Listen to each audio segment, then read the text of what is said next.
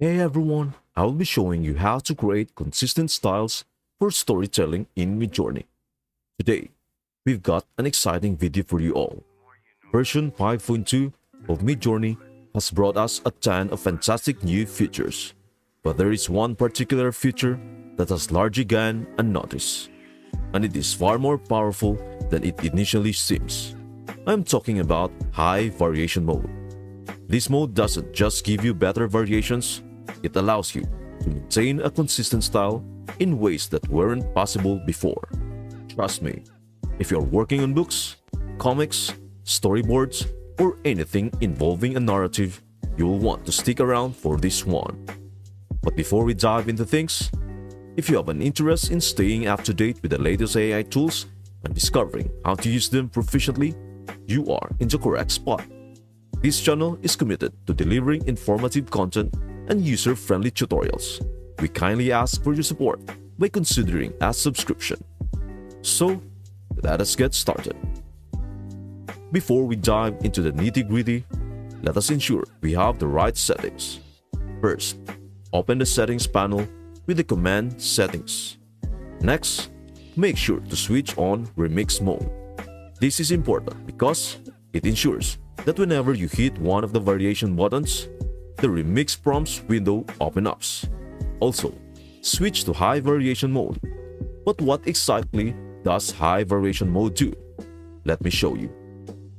I will enter a simple command, Mounting. Now, you will see the usual buttons we always have below all of our image grids, including the row with the V buttons. When you hit the V button, Remix mode will make sure you get the remix prompt, and High Variation mode will ensure it treats your request with high variation. If you switch to Low Variation mode, you will be using the older version of Remix. But for now, we want to embrace the new Remix. Let us start with our first example. I am going to move myself to the side here and enter my first prompt. Imagine a graphic novel illustration, wide angle of abandoned city.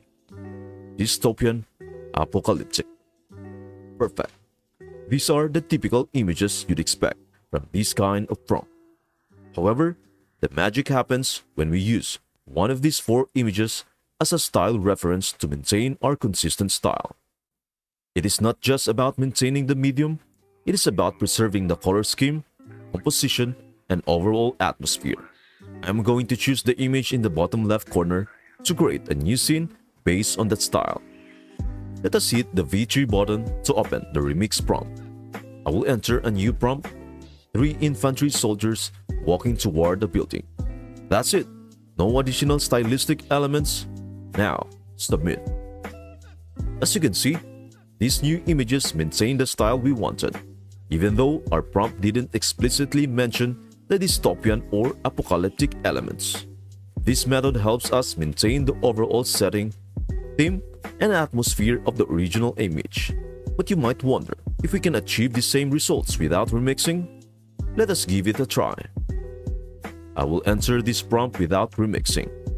Imagine a graphic novel illustration of 3 infantry soldiers walking into a building, dystopian, apocalyptic. The results look somewhat different. While the style is similar, there is more focus on the characters, and the scene within the city is more defined. If we want to maintain the graphic novel illustration style, we need to reinsert the medium. So, let's go back to the original image and remix it. This time, I will keep the graphic novel illustration at the beginning of my prompt. Graphic novel illustration of 3 infantry soldiers walking toward a building. Now, submit.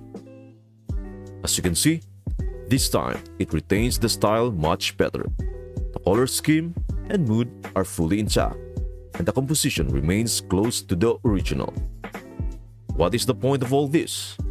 Can't we just prompt these images directly? Well, let us see. I will enter this prompt. Imagine a graphic novel illustration of 3 infantry soldiers walking into a building, dystopian, apocalyptic. Yes, we got roughly the same style and more diverse compositional options, but it is a trade-off in terms of prompt length. Now, Let us move on to another example. This time, I will start with a different prompt. 3D Pixar animation, wide angle of a monkey eating a banana inside a forest. Playful, cute. I am using Style Raw here to get an actual banana instead of a lemon-shaped one, which often happens. Let us see how these turn out. It doesn't really matter that some of them look like lemon or orange because what we are focusing on is the style.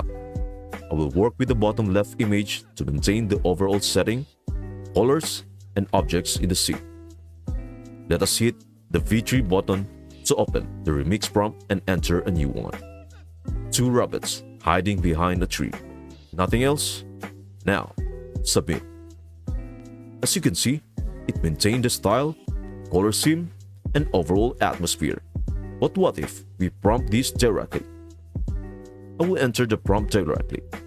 Imagine 3D Pixar animation, wide angle of 2 rabbits hiding behind a tree inside a forest.